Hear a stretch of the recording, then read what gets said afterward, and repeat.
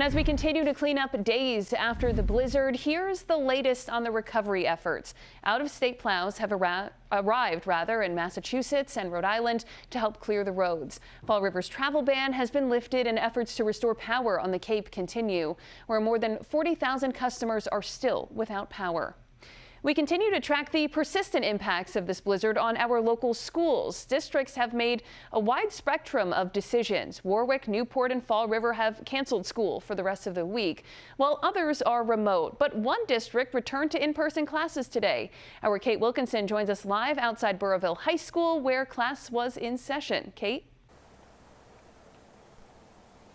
Hey, Kayla. Yeah, it's becoming a common sight here in parking lots like these. You're seeing snow that's taller than me. I'm about 5'7" here. It's making it hard for you to see the actual school building here. But the Burrillville superintendent tells me that he went through every single parking lot before deciding to have students to return to class. One by one, school buses on their way to pick up students at Burrillville High School disappeared behind the mounds of snow. Left behind by plows, the superintendent says have been working hard to get schools ready. I drove to each school building as well as some of the surrounding neighborhood streets to assess things. All appear to be ready to go, wrote Superintendent Michael Solito. This was the first time students have been back in almost 2 weeks between February break and the blizzard.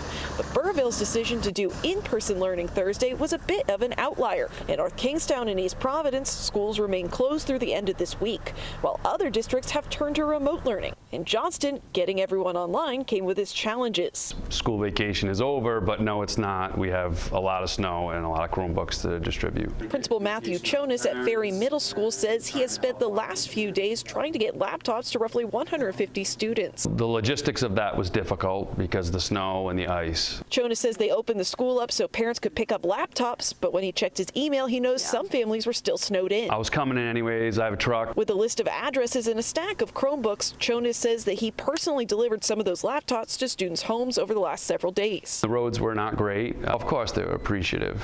But I didn't really do it for a reaction. I was just happy to help. The Johnston superintendent says all students who needed a laptop now have one. Now Chonis is looking forward to seeing all 735 of his students back in person next week. Do your work.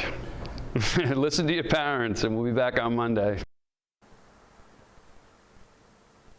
And if you're worried about makeup days, the Rhode Island Department of Education is actually considering cutting back on some of those. We're waiting for some more answers on that. If you're looking for a full list of all the cancellations and closings, we've been continuing to update that on WPRI.com. Live in Burrillville, Kate Wilkinson, 12 News.